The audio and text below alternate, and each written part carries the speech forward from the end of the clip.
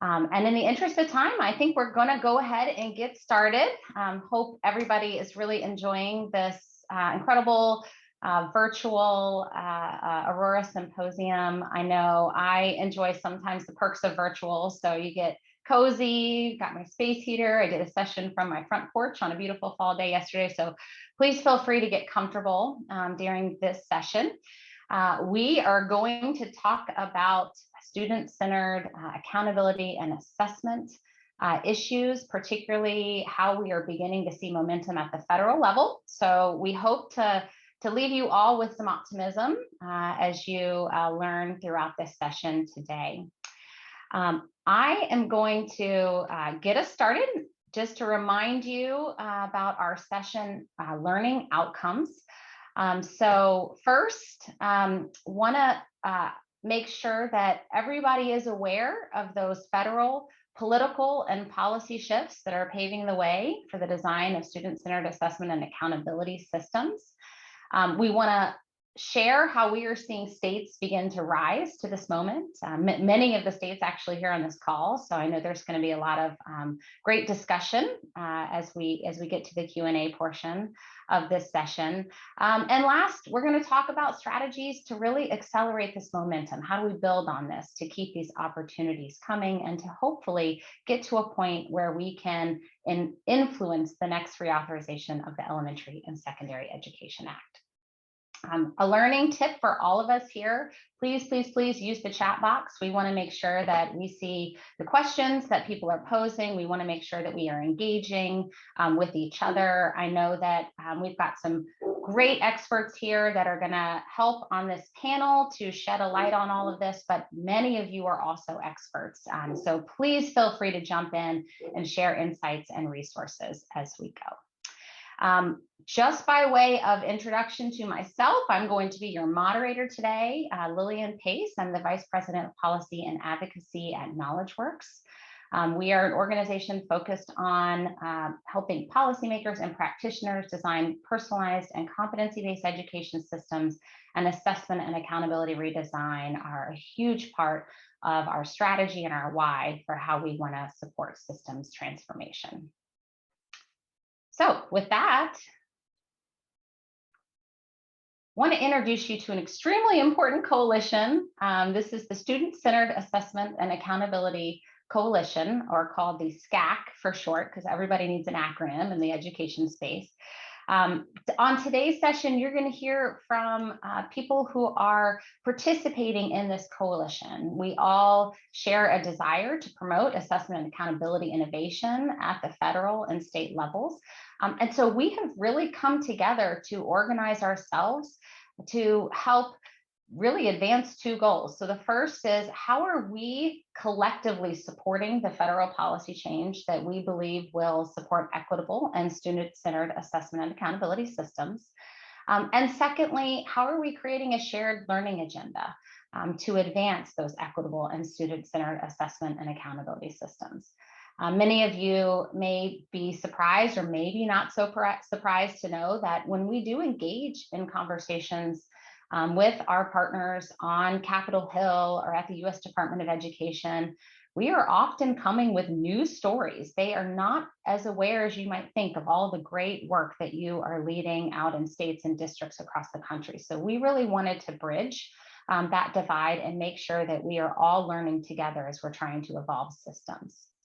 This coalition currently has 8 national advisory organizations. You can see those listed here, as well as we started to grow state field building organizations. So we have 15, and the goal of those organizations is really to, again, bring those stories around the rich assessment innovation, accountability innovation that's happening around the country, and to help advocate with members of Congress, with the U.S. Department of Education about the change that you need to support the work moving forward.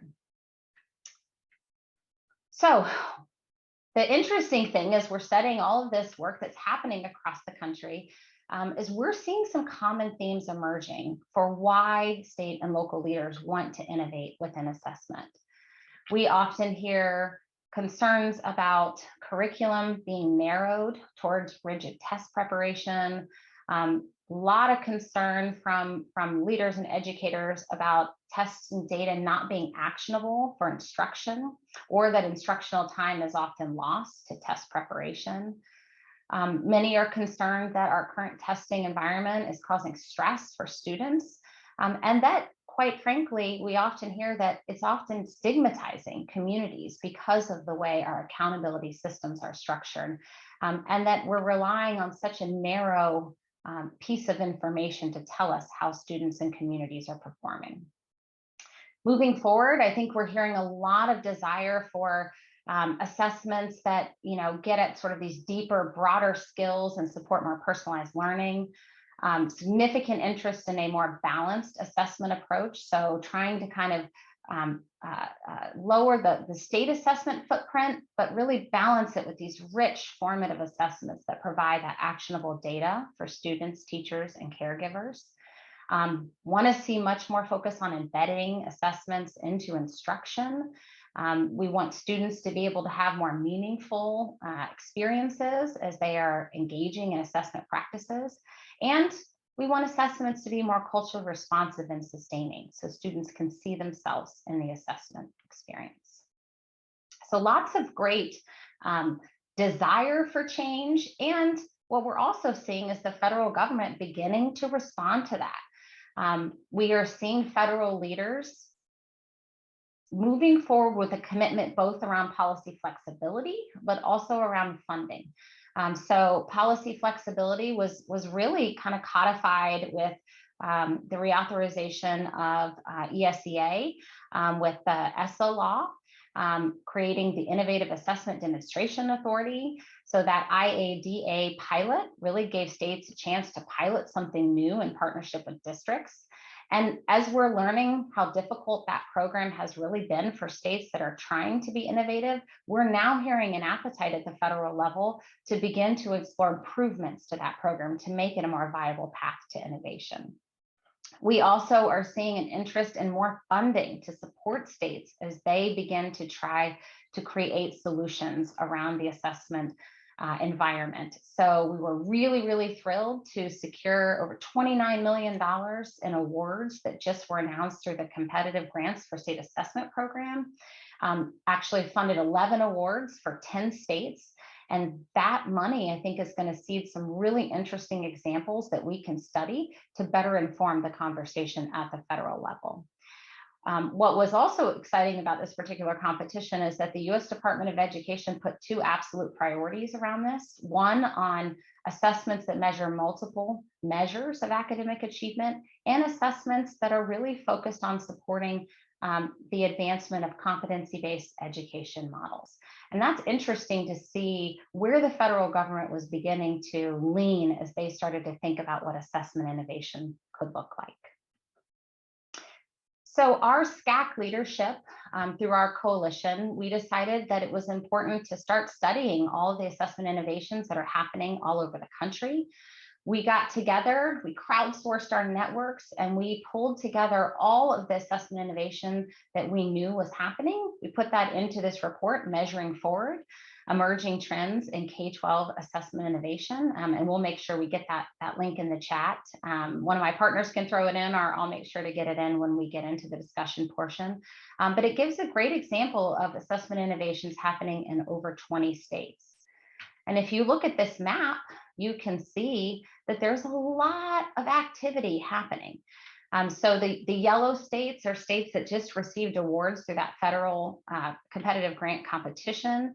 The green states are states that received both that federal award, as well as were already innovating and doing some pretty interesting work within their state assessment system. And then the blue states are states, again, that are featured in our Measuring Forward report, because we knew they had work already underway and are continuing to push forward. So if you look at all of the states that are colored there, there's a significant amount of activity across the country. So what are we seeing? We are seeing a lot of interest around structurally embedded assessment systems. So really building assessments into the curriculum. A lot of emphasis around performance assessments, wanting students to be able to engage in rich performance tasks that capture deeper levels of knowledge and skills. States are beginning to look at graduation requirements as an interesting policy vehicle to really reconsider what student success means in their state and to build rich assessment demonstrations into that pathway. Learning communities and leadership with the state are starting to come together to identify shared quality criteria. So what does it look like for students to be successful as they are demonstrating evidence of mastery, and how do we create learning frameworks and learning progressions that help educators begin to clearly identify what success looks like. And lastly, task and item banks that educators can pull from when they're ready to administer an assessment or an assessment task in their classroom, but that have been fully vetted at a state level or by an outside entity for technical quality. It's important to note that as we're seeing states move forward with assessment innovation, all of these ideas can be paired together. You can see several of these design elements appear in one state's assessment solution. So did also want to share one additional map. So as I mentioned, within the SCAC, we're all about crowdsourcing. So our partners at the Center for Innovation and Education, who we're going to hear from in a minute, have actually put together a map of where they're seeing a lot of the local interest and engagement around performance assessment emerging around the country. This is very much a work in progress. So if you see activity within your own state or another state that you're working with that isn't listed here, please flag it for us, because we want to make sure that we have this map up to date. It's something we use often when we talk to policymakers to really spotlight all of the energy around the country for performance assessments. And with that, I am going to introduce our panel. We want to spend the rest of the time diving into deep discussion with our experts in this work. Susan Patrick, President and CEO of the Aurora Institute, probably doesn't need much of an introduction, but really want to thank her for all of her incredible leadership. She has studied assessment and accountability systems, not only in the US, but across countless countries, really to try to better understand how we can create systems that support personalized and competency-based education approaches. Paul Leather, who's a partner for education policy and state and national relationships for the Center for Innovation in Education. Paul wore a hat as a state policymaker, really pushing innovation through his role as the deputy in New Hampshire, and now is taking those key learnings and working to support other states and communities who are wrestling with how to redesign assessment and accountability systems that are more responsive to communities. And Aneesha Badrinarayan, who's the Director of State Performance Assessment Initiatives at the Learning Policy Institute, is really leading multiple state efforts, state cohorts that are rolling up their sleeves to try to design richer performance assessment systems. She's got particular expertise in science, and she's often a person that we love to pull in when we are wrestling with that space between the policy and the technical. How do we make sure that we are designing assessment systems that are high quality? And so with that, I am going to stop sharing my screen so that we can look at each other a little bit better. And we're going to open up for a discussion. So Paul and Susan and Aneesha, welcome. And thank you so much for being here today. You all have incredible knowledge and expertise in this space. I've been fortunate to work with all of you and to continue to learn something new every time. So just by way of, I think, kind of your opening remarks, would love for each of you to speak a little bit to, where you think the national conversation is around assessment and accountability innovation right now. And, if you're seeing any wins or turning points that suggest that we're moving in a really encouraging direction. And Susan, I'll have you start us off. Thank you so much. And thanks for the opening, Lillian. And just so folks know, this group originally met in 2017 in Portland, Maine. We used to call ourselves the Portland group that you saw, that Student-Centered Accountability and Assessment Coalition. And part of that was right after ESEA was passed.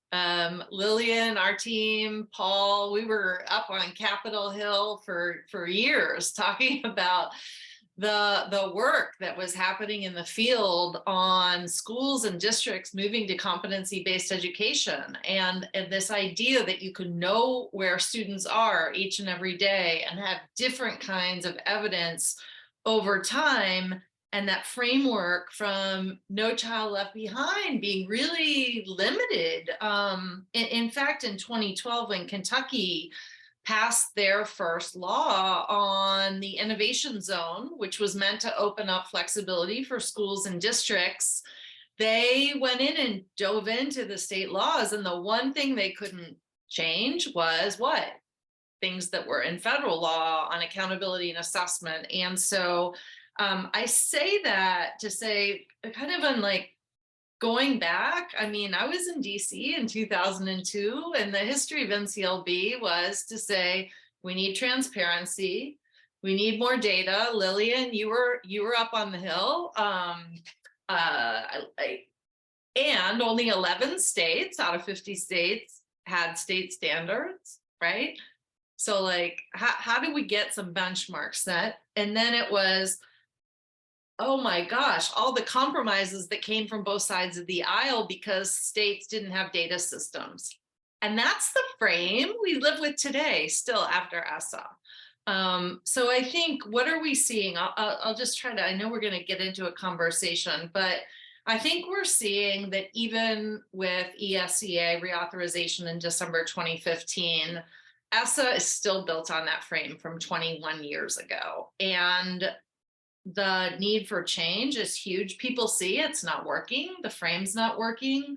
What are we feeling in DC? There is a growing drumbeat of change needed. And like, we're nonpartisan. We work across both sides of the aisle.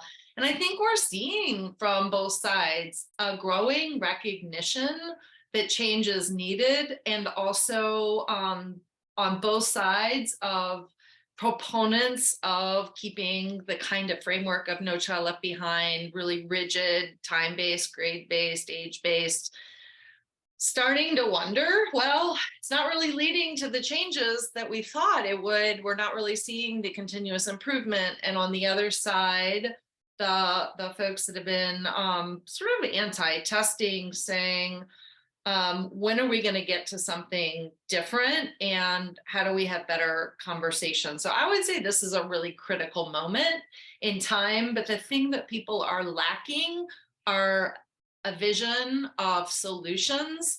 And I think in our field, we have solutions. If you have competency-based education systems, you can know where students are every day. And we need at the federal level is more of an R&D agenda around it. So I'll pause there and hand it off to Paul. Thank you, Susan. And I agree absolutely with you. This is a critical moment as we start to get ready for reauthorization of ESEA. I think Lillian, Susan, Aneesha, and I look at each other and say, hey, we've been here before, and fool us once, but don't fool us twice. We're going to be ready this time, and we're hoping all of you will join us in that conversation.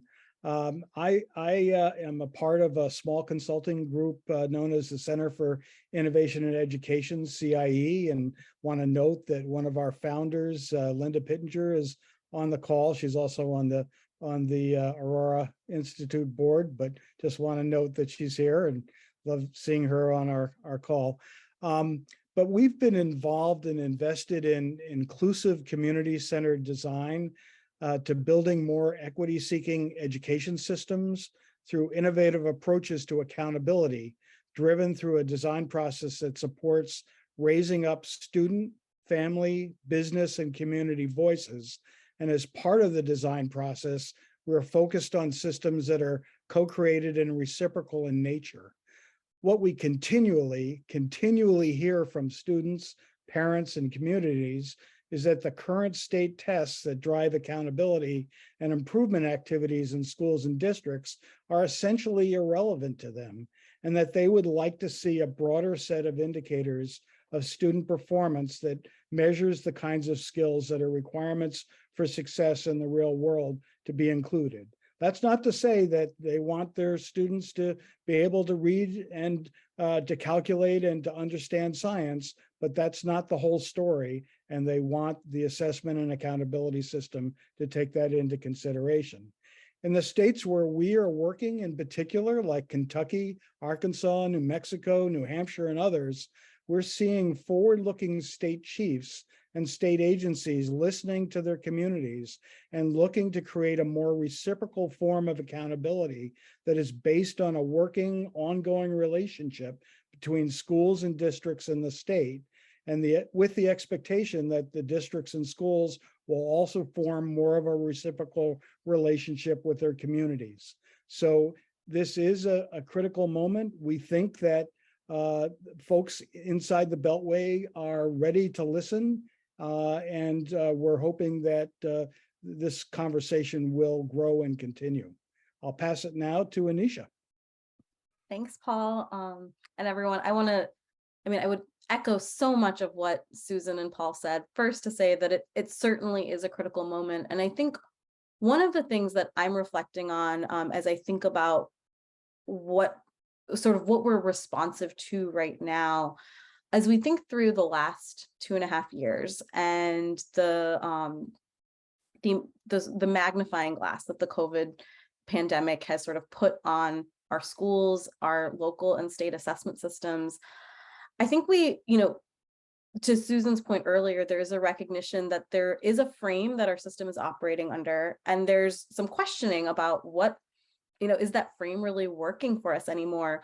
One of the things that I find most interesting about the moment we're in is that I think states and local communities are themselves, like, they're pushing back against that frame. I see a number of activities that are figuring out how to innovate within the frame that we're given. So, like, what are the things we can move forward on now under existing opportunities and constraints?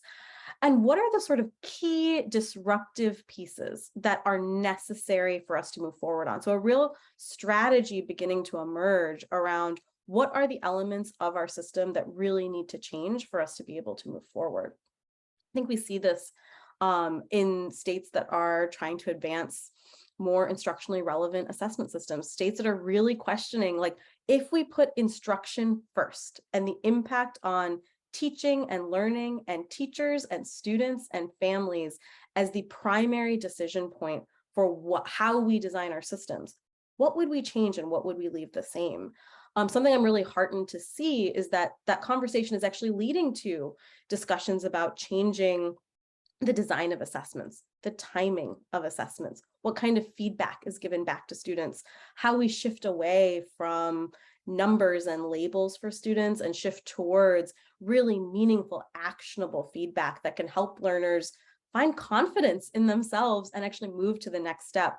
I think that's something we've seen for a long time in local systems, in schools. I'm really excited that I'm seeing a number of states take that up as work that they want to pursue from the state level, and really questioning, how can our state assessment system be a force for empowering students? How can the state assessment system enable good local work and step back when there isn't something really meaningful to offer? And how can we do that while still providing important data that helps us monitor how our systems are moving forward? I think that there's a lot to dig into there, and a lot of really promising examples across the country, and really emerging in really exciting ways. So I'll pause there. I know we'll get into it further, but I'm really excited about some of those innovative opportunities that I see states really leading on. Yeah, thanks, Aneesha. And actually, I would love to just drill a little bit deeper into that. I love the way you framed, like, what are the disruptions, that we can make now? As you're supporting states, what are some of the interesting ideas that you're seeing emerge that they're able to push forward in this period of time, knowing we're in a transition space, right, between what we like ultimately to see in systems transformation with the federal government aligned to state, desires. But what are some of the things you're seeing that states are really advancing around? Yeah, it's a great question, Lillian. And I guess like one frame I would potentially offer here is I think that there are a few key issues that states are identifying as consistently identifying across state contexts, across content areas, as pieces of the assessment system that we have to sort of center our efforts around. And they're really sort of organized around shifts in practice and teaching and learning that we think assessments can support. So things that I'm seeing are an emphasis on more timely data, really sort of addressing the issue that you raised at the top of this conversation and that Susan and Paul have raised too, that like completely decontextualized, like autopsy approaches to assessment are not always helpful. And they, at best can just be not helpful. At worst can actually drive poor instructional practice. So how can we provide data at times that are useful? How can we think about positioning assessments to actually signal the kind of teaching and learning that we want to see? How do we make them rich, meaningful, authentic examples of work that both surface better information about what kids know and can do, and can be held up by teachers and students and families as like, yeah, this is actually what I care about students learning. This is what feels meaningful to me. How can we set up assessments to be educative and actually connected to the teaching and learning for teachers and students? How can we actually use them to be thoughtful representations of what we want instructional shifts to look like? And how can we have them be more precise? How can we have them actually support pinpointing student learning along learning progressions, along activities that don't sort of treat learning as these modular things that happen sort of like one day and then you move on to the next, but actually respect the fact that students bring their learning to the table from prior experiences and build on that over time. With those shifts in mind, I think what we're seeing in states is an attempt to provide data that is connected to the time in which instructional decisions are most relevant, that actually represent and you can organize professional learning around the really high quality assessment examples that are embedded in newer innovative assessments, that approach learning progressions as the sort of central element of how we design assessment systems and aren't sort of tied to one very specific decontextualized expectation of student learning, and that sort of organize all of this in reporting. Like I've seen a lot of really interesting ideas emerging around reporting that try to reduce how much we compare students to one another and emphasize what could students do, what are the assets that they're bringing to the table, and that most importantly, what is the next step? How do we support learners in moving in that direction? And I've seen states sort of take on each of these elements in their innovative assessment designs. Yeah, those are some incredible examples. And, it makes me wonder, and Susan, I'll kind of look to you here as, despite all those great ideas and all the emphasis around, advancing these and building systems of supports within states, how do you see the federal government, either supporting or hindering that kind of innovation right now, right? Like, how would you characterize the federal role right now in this transition space? Yeah, like in general, I really think we need to push up on the federal government and saying, what policies do you have that are hurting kids, period. Like, just set the bar. So what's helping right now? Well, we have some leaders at the U.S. Department of Ed right now, Dr. Lane, James Lane, who was in Virginia, who helped really foster the work on what's called Virginia's for Learners, but a move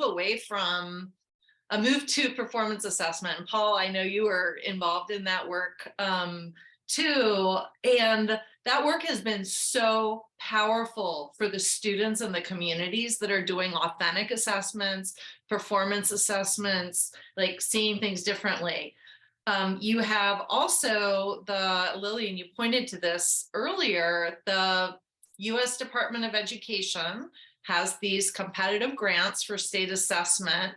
And in the last 2 years, almost $30 million dedicated to helping with more innovative assessments and the competitive priority on competency-based assessments. That's a big signal shift. And I think we should feel at least like hopeful and like there's light now. When we have been knocking on the door and having conversations with folks at the U.S. Department of Ed, what do they tell us? Oh, section, 1111, section blah, blah, blah. It's all at Capitol Hill. It's all in ESEA, these restrictions.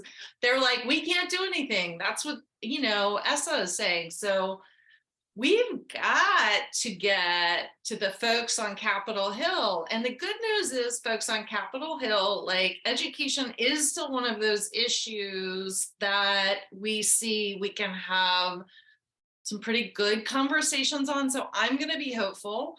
And we've got to get folks on both sides of the aisle that are hearing from schools and districts about the perverse incentives that currently exist to do the right thing for kids. So I'm going to pause because I know we've been working with some folks up on Capitol Hill, members and staffers. And Paul, you've been having a lot of those conversations too.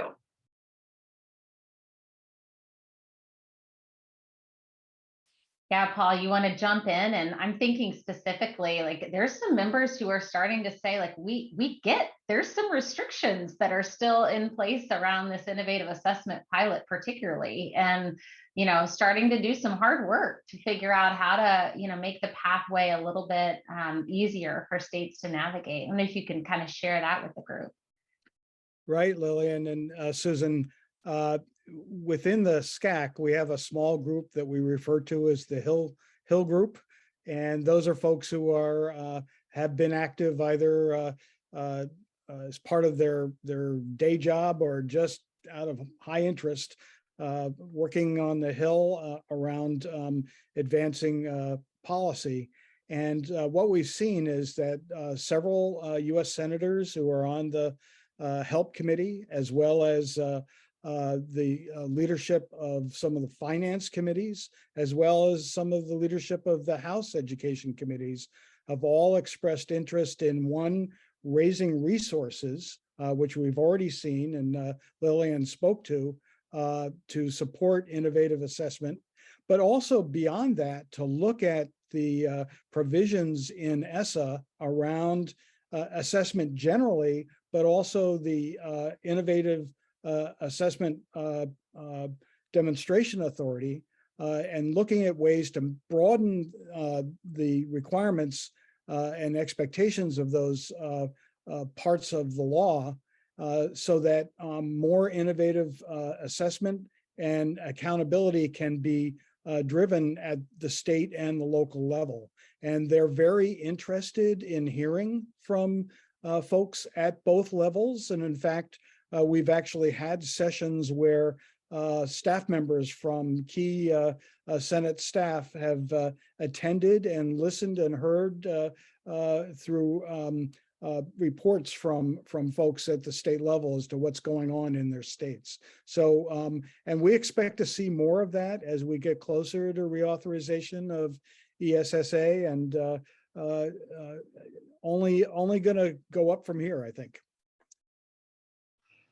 Thanks, Paul. And while I have you off mute, I'm also would love for you to speak to how communities are starting to get involved and partnering with states in this work, particularly as states are beginning, they're trying to create solutions that are more responsive to communities. I think one of the big lessons that we learned over the past really 20 years since the enactment of No Child Left Behind, right, is that we've had a pretty heavy top-down approach to the way we've done assessment and accountability.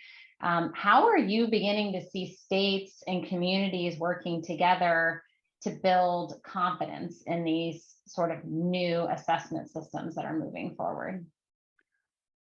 Thank you, Lillian. So so really by listening carefully to what a broad range of stakeholders are looking for from public education, many state chiefs, for example, when they first start, will do a listening tour across their state. But as they do that, then they go back to the Capitol and their offices, and work goes on. And some really try to make change based on what they're hearing.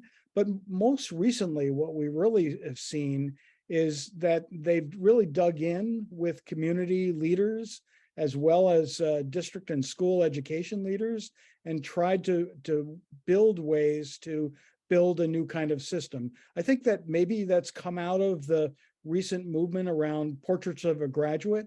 We've seen how that has developed at the local level, but also we know that a number of states have now developed state portraits of a graduate or portraits of learners, where stakeholders are very much involved in naming what we want to see from our graduates, and also thinking about how do we get our educational system to be able to deliver graduates in that way.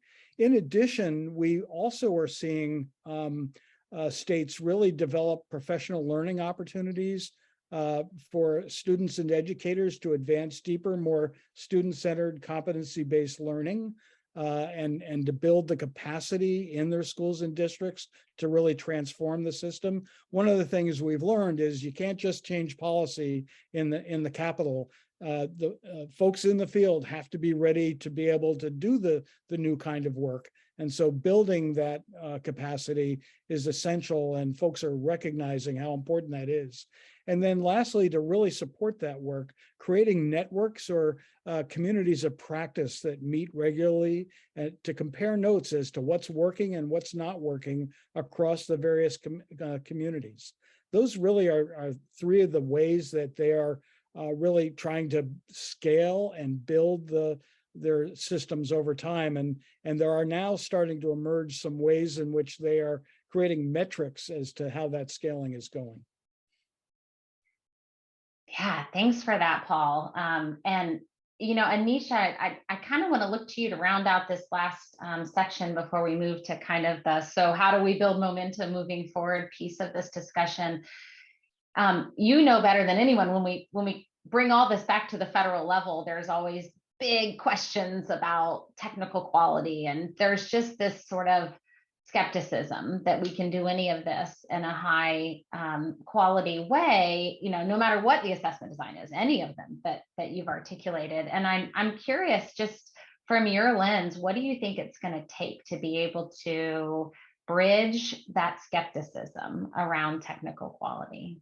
Yeah, it's such a good question, Lillian. And it's something I know I think about a lot, and a lot of my colleagues think about a lot. I think something that we need to be really eyes wide open about are what is true about technical quality of assessments and what is perceived as setting a very high bar, but doesn't actually contribute to technical quality in a very real way. Every assessment is the result of a series of trade-offs. Right now, we're making a certain set of trade-offs in order to advance coverage of a lot of different stuff. We're often making a trade-off of depth for coverage. We're making trade-offs that help us score things really quickly, and to get this, to make sure that if the same people scored the same things all the time, you would continue to get those same scores. We're making a trade-off around quality of the data and sort of a more nuanced representation of student understanding for reliability kinds of issues. I think this is something that comes up a lot, that we often talk about validity and reliability in the same sentence, and actually those two things are often actually opposed to one another. And so when we are trading off more valid assessments, we get more reliable assessments. It's something we don't talk about very much. And I think that there is an underlying assumption right now that our current assessment system is the gold standard, is the best assessment system it could be. So any sort of perturbation to that system has to show at least the same technical quality of our current assessment system. And I think those are, so I'm sure as I'm saying those things out loud, there are people in this room right now who are like, what? Nobody thinks our current assessment system is the best possible thing. But it actually takes making explicit some of those arguments and some of the trade-offs that are being made in order to build trust and like a trustworthy system where we can sort of say, yes, this is the best balance between making sure we are fairly supporting and surfacing what students know, while also having the most valid measures of these things. And so I think as we move forward, unpacking those arguments is going to be really important. I really think we need to pay some close attention to the fact that we don't assess students very much on large scale assessments on the deep transferable skills and knowledge that we are expecting them to demonstrate. And like, goodness, if we're not sending the signal that those things are important, what is the feedback loop that is sort of coming back to instruction? Like, I think we need to think deeply about what are the real things that we care about and how do we represent them on the assessment system. And then I would say, like, I'm calling shenanigans on everyone who says that you can't possibly have reliable and complex and deep performance assessments. I think that is just quite frankly not true. I think that you can absolutely have richer, more meaningful, more instructionally relevant assessment designs that are reliable, that are comparable enough, that produce trustworthy responses. We have to change how we do things a little bit, and we have to pay, I think, closer attention to what is the value add in an assessment system to all of the various stakeholders. It's not terribly valuable if all you get at the end of the day is a score to spend a lot of extra time and money on performance assessments. Like, I think that's just a reality of the situation. If you get more than a score, if you get powerful professional learning, good examples, data that actually tells you what to do next and what is important to students and sort of takes a wayfinding approach to assessment, it is absolutely worth it to invest in those systems. And so I think that those are some of the questions we need to take up from a technical perspective. But I would say, like, everyone here should walk away saying, like, call shenanigans when someone tells you that you can't have a technically sound, rich and rigorous assessment. Like, it is absolutely possible. We just have to make slightly different trade-offs and like really question whether the gold standard that we're holding up right now is the gold standard we want to be holding up right now. All right, you got a lot of positive affirmation, Aneesha, on that set of remarks, and I think you're exactly right. Like, the education needs to happen around the trade-offs piece. I love the way you frame that. I've got at least one more question that I'm gonna pose to the group here, but wanna just prompt that we're gonna switch into taking any questions from the chat. So go ahead and start pre-populating. This is your chance to pick our brains, folks who are working both with federal and state policymakers in this work, and we're happy to be responsive to those over the other questions we had planned. Susan, I would just love to kick back to you. You know, knowing your role as a leader in the SCAC, as a leader of the Aurora Institute, you know, if you put your strategy hat on, you know, what do you think success looks like in the short and the long term for this work, both for our state leaders, but also for our federal policymakers? Yeah, thanks, Lillian. And we spent some time yesterday during the opening keynote talking about some of this, but we talked a lot about the flaws of the traditional system.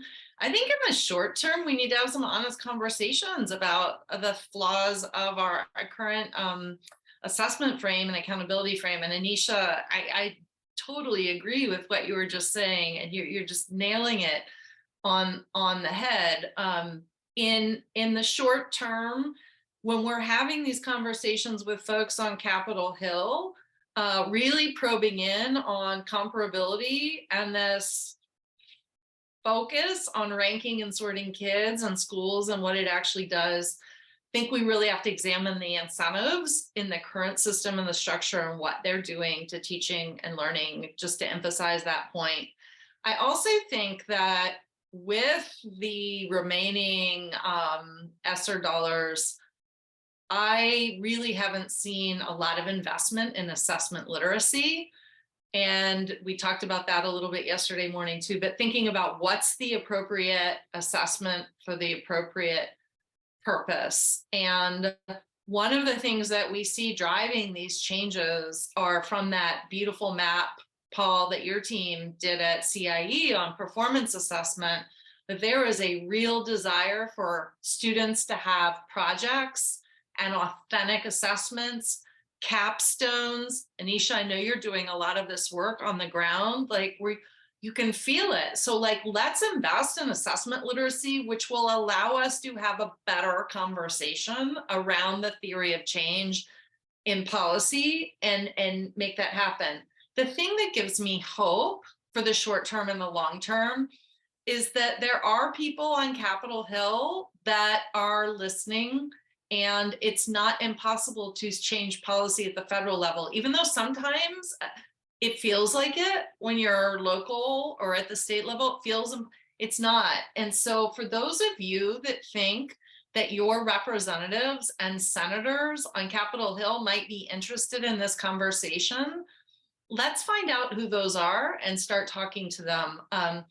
We publish federal policy priorities at Aurora that cover these ideas, and there are different ways to enter into that conversation.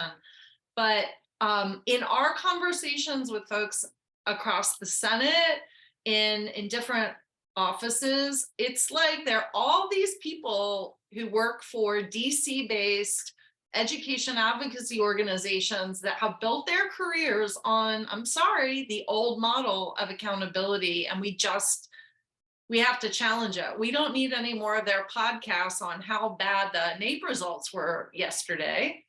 We need solutions. And if the reasoning behind No Child Left Behind 20 years ago was that we didn't have data, we didn't have standards, we didn't have ways to measure, well, we have better ways of doing that, and we need to align the incentives.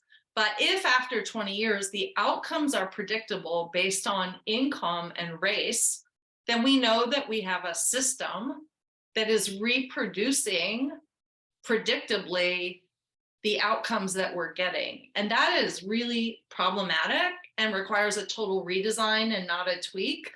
And so the long-term solution is to get a breaking of this open so that communities have more reciprocity in setting metrics and saying, how are we going to get the data? Performance assessments have in studies when there are practices like criterion and agreement on scoring shown that you can trust that data. How do we build more trust in our students, what they want, our communities, locally, and then what does that mean for state policy and the federal policy to really unleash the kind of learning experiences that are going to meet those profile of graduates for better definitions of success? That's awesome. And we've got a great question that just came in, like, who are the supporters in the federal legislature right now? How can we find out who to support and leverage? So I don't know if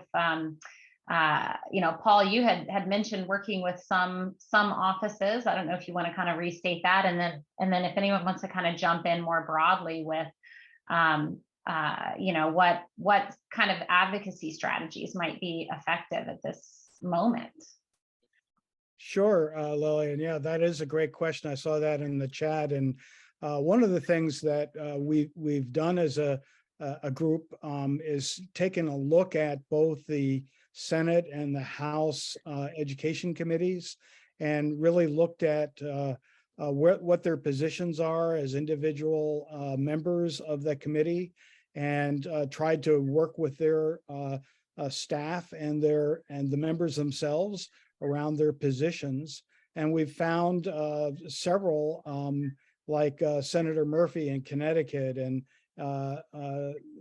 Senator Hassan in New Hampshire, who have a real interest in changing and transforming assessment and accountability, and willing to put resources in it and changing the act. And additionally, we were reaching out, and really it doesn't matter whether you have a little D or a little R after their name. We'd like to talk to folks on either side of the aisle because we believe this is holding everyone back. And so if you're representing one of those states and have connections with your Senate offices, we urge you to make that connection. In addition, I would just mention, Lillian, that we really need new voices at the table to engage in storytelling. You know, you just never know what story is really about what's happening in the field is going to really trigger greater interest on the part of folks on the Hill. And we're looking to bridge federal and state conversations. There was a recent time, for example, when I was spending some time in New Mexico and then suddenly heard that one of the New Mexico US senators was suddenly had an interest in this area, and folks from New Mexico went and spoke to him about what some of the needs are in the state. That's just an example. In addition, as policy frameworks emerge in your states, having voices to advocate for the change around those new policy frameworks is really important. You know, right now we're seeing states having bifurcated systems, one that's to answer federal accountability, then another system to address state and local accountability. That's probably not a good way to go about this. I think we need to inform the federal level as to how the field is moving so things can start to change there. And then also to bring in diverse perspectives so that we can find common ground. Sometimes we just get locked in, you know, whether you're in favor of one state test to rule them all, or you're interested in involving classroom-based assessments in your larger system. Folks have different perspectives, but I think we need to have those conversations as we go forward.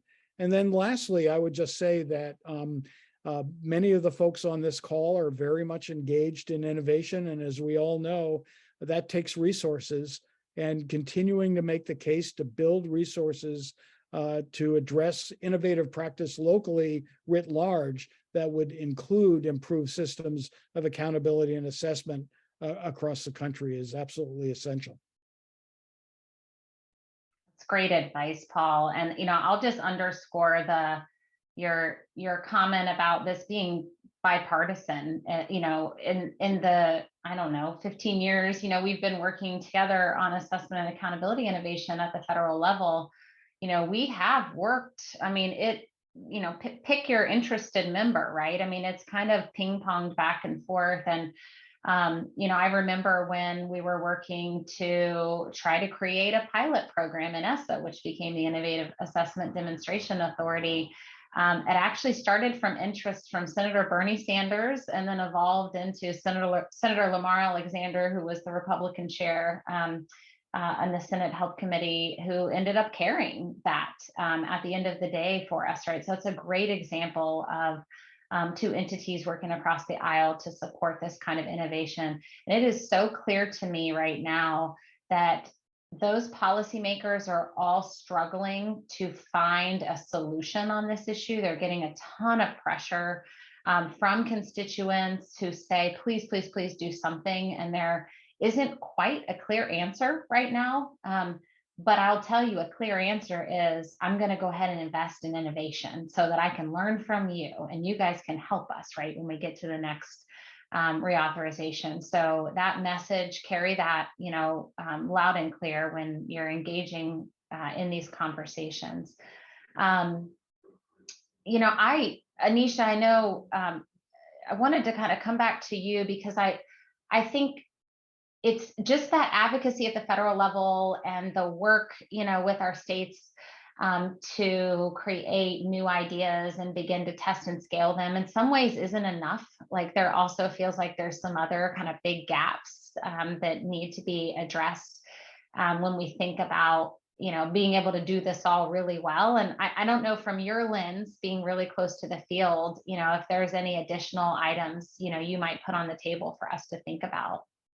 Yeah, I think, my mind goes in a couple of different directions. One is to underscore something Paul mentioned earlier, which is, I think that many of us have a lane that we focus on, and we focus on policy at the federal level, policy at the state level, state pilots, local efforts. And I think one of the things that's really hard in this work is that those things have to all be talking to each other in a certain way. They have to move forward, maybe not lockstep, but there has to be sort of a moving forward together element to this work. And Paul, I think you said it really nicely earlier, that you can't have policy move forward without the capacity and the practice moving forward. I think the same thing is true in the other direction, that if you have, folks that have a lot of capacity to do this work, but the policy landscape is just really constraining, which is, I think, a lot of what we're talking about right now, that's really tough too.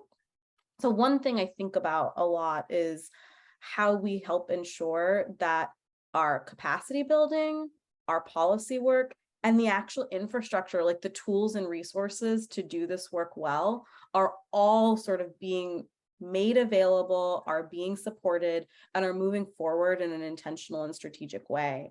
Something we see a lot is that, you might have folks that are really bought into performance assessment systems in a state where there's a lot of support and enabling conditions, and the performance assessment, like the tasks, the blueprints, the professional learning, like those things don't quite exist yet for the system to move forward. And you can sort of turn any one of those knobs, I think. And so that's one thing that I think about a lot moving forward. The other direction that my mind went, and so I'll just say this out loud and then hand it off to someone else if there's other thoughts, is around some of the technical enabling features. So I think about peer review criteria. I think about the people in the field who provide assessments and technical support and all of these things. Like, there is so much, there's so much money and resources and expertise sort of invested in the system as it currently exists. And so I think there is sort of this, it's almost like in the ether. It's all of the people and policies and resources that we don't think about at the big assessment and accountability level that make this work happen. And getting to those people, those infrastructures, those rules and criteria, those kinds of things, I think is just as essential, and is maybe not as like flashy or sexy of a goal, but without that work, it's really hard for even the best meaning people within a state or a district with the best state policies to move forward, because the supports that actually get the work done also need to move in that direction. So those are sort of the two directions that I think about unnamed features of the system that I think we need to focus on as well. That's great. Those are actually really, really nice, I think, closing comments. It's both a reminder that this is an incredibly complex challenge that we're up against, right? Systems change.